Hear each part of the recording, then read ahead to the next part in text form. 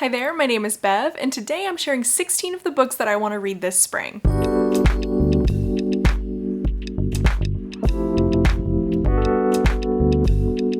So I have been MIA for a little bit, and I will tell you a little bit more about my break in just a minute. I just want to say that I have really missed doing this. I really enjoy making YouTube videos, talking about books with you all, so I am really glad to be back. So today's video, Spring TBR, my goal for 2021 was to read 100 books. Unfortunately, I've been in a little bit of a reading slump. Let's just say I have some catching up to do. So if you're in a similar situation and you're looking for some inspiration on how to tackle your reading goals, I am here for you. I've got some nice recommendations for you to read this spring. If that's scratching an itch for you, take a second, give this video a like, I would really appreciate it, or just leave me a comment and let me know what the most exciting book on your TBR is right now. So before I dive into the books, my big news is that I've moved. I am now officially a Californian. So the process of packing up and selling our house in Oregon was actually really involved and really stressful. I'm not surprised that I've fallen into a bit of a reading slump here. The mental exhaustion was wild. I really had no room for anything creative or fun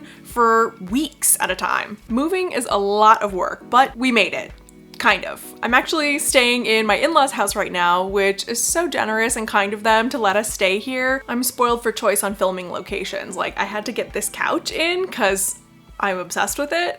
So most of our stuff is actually in storage, and while I am working during the day, it does kind of feel like I'm just on vacation all the time.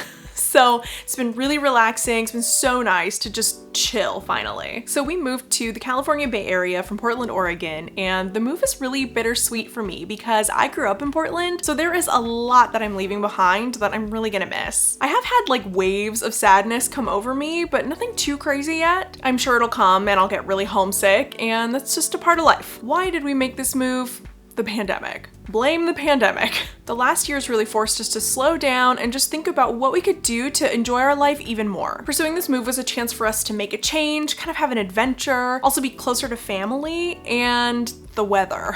There are a lot of things about Portland I'm going to miss, but the decades of rain and gloom are not on that list. I'm done. I've paid my dues. I'm ready for sunshine all the time. So in packing up my entire life, I made sure to set aside an entire box that is my TBR.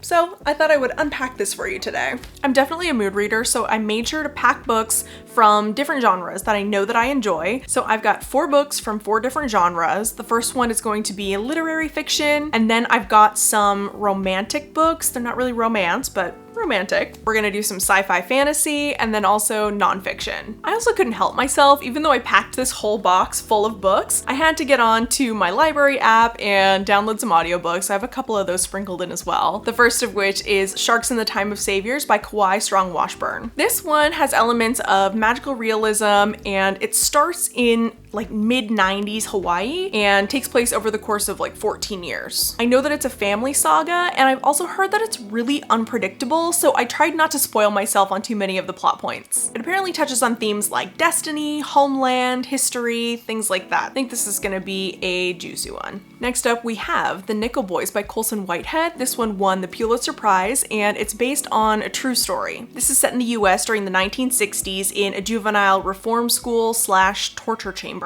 I've seen the word devastating multiple times when reading reviews of this book, and it just really feels like something that is important as an American to read as part of our very recent history. The next one is a Nobel Prize winner, and that is Drive Your Plow Over the Bones of the Dead by Olga Tokarczuk. This is a Polish novel, and it's written about a woman who lives as a recluse in a remote village, just like enjoying her own hobbies. Sounds wonderful. Studying astrology, translating the poetry of William Blake. She's like the town crank, and she finds herself investigating the death of a neighbor. So this is apparently part mystery, part fairy tale. I'm very intrigued. And last in the category is Night Film by Marisha Pessl. This one is another mystery. This is about a woman who is found dead. It's ruled a suicide, but there's an investigative journalist who has written stories about her family before who really thinks that there's some foul play involved. The woman's father is this acclaimed reclusive filmmaker, and the journalist has gotten into trouble with him before. Apparently it's very suspenseful, and just kind of flipping through,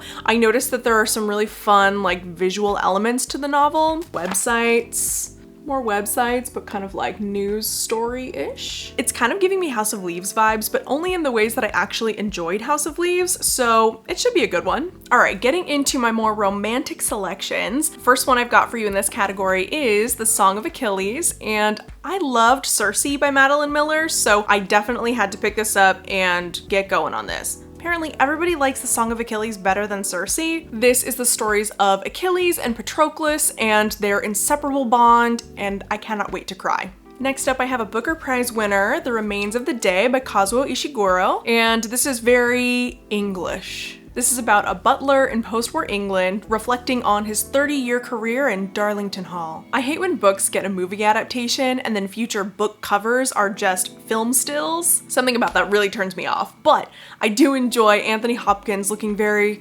dignified and longing. It's very English. The next one is another English novel, and that is Atonement by Ian McEwan. This one starts with the misunderstanding of a child that has a decades-long ripple effect. We've got romance, crime, and World War II.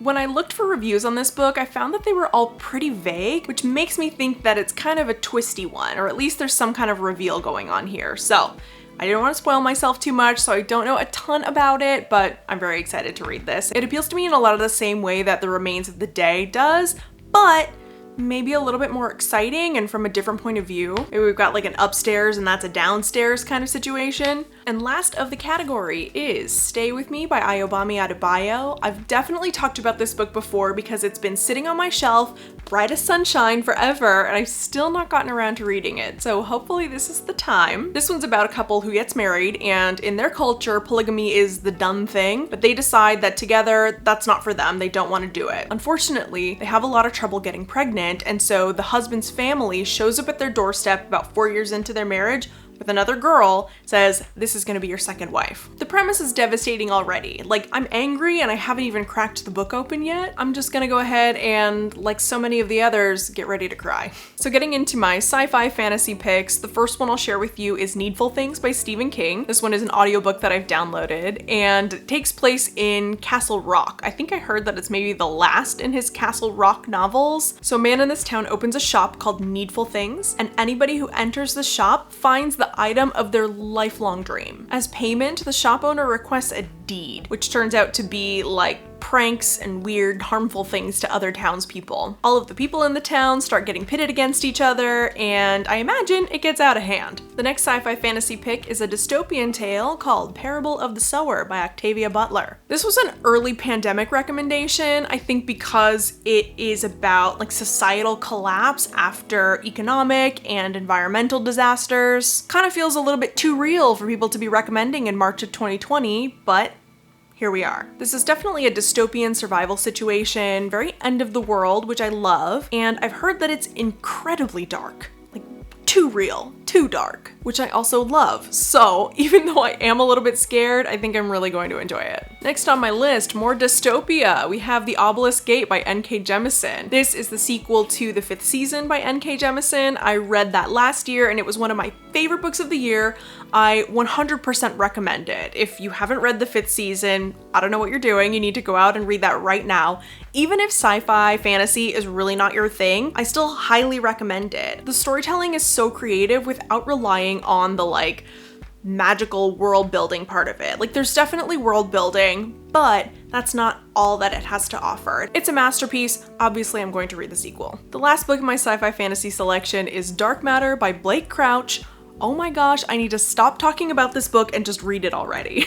Recursion by Blake Crouch was one of my favorite books that I read last year, and everything that I'm reading online says that Dark Matter is pretty much just like Recursion, but better. Creative, heartbreaking, sci-fi thrillers. Sign me up every day of the week. This is gonna be my thing. I know it. If I don't love this book, I'm definitely going to be so disappointed because I've spent so long hyping it up to myself. So hopefully I don't have to learn a hard lesson here. 2020 was very fiction heavy for me, which was awesome, but I do want to get back to my nonfiction a little bit. So first on my list is Radium Girls by Kate Moore. So you know how watches used to have like the glowy numbers on the dial? I mean, they still do, but when that first came out, the way that they got the numbers to glow was by painting the dials with radium. The women who worked in these factories painting the dials had very sought after jobs, and at the end of the long workday, they would just like come out covered in the stuff, like they were shining.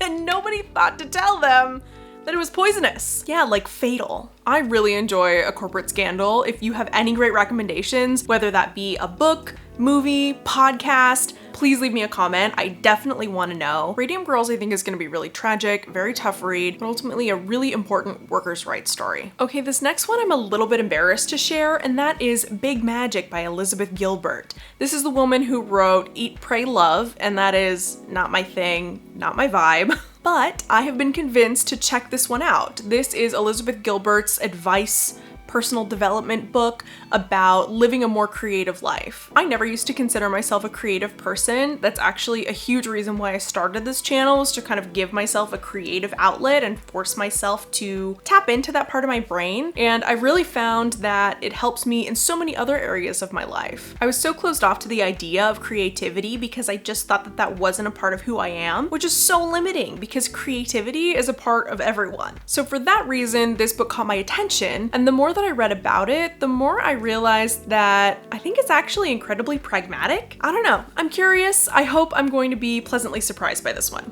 So the next nonfiction I have is Hidden Valley Road by Robert Kolker. I think I talked about this one in a recent haul video. This is about a family who has 12 children spanning the entire portion of the baby boom, and half of them are diagnosed with schizophrenia. This family is one of the first ever to be studied for schizophrenia. A lot of the treatments and therapies that we have today are thanks to them. It's partially this scientific journey, but also partially the story of this family and what it must have been like to grow up in that kind of environment with so many people having such severe mental health issues. I'm fascinated. Oprah's fascinated. We're gonna read this one. And last but not least, I've got Deep Work by Cal Newport. This one is interesting. It's a little bit of a cultural critique and also an instruction manual at the same time. I can be a little bit sensitive to the idea that being on our phones all the time is a bad thing. I find that usually that train of thought unfairly demonizes technology. The little bit that I do know about Cal Newport tells me that I think he's gonna bring a nuanced view here. I don't totally disagree with the idea that social media and other things that are really surface level are kind of limiting us, and so the idea that Cal Newport has an instruction manual for how to go deep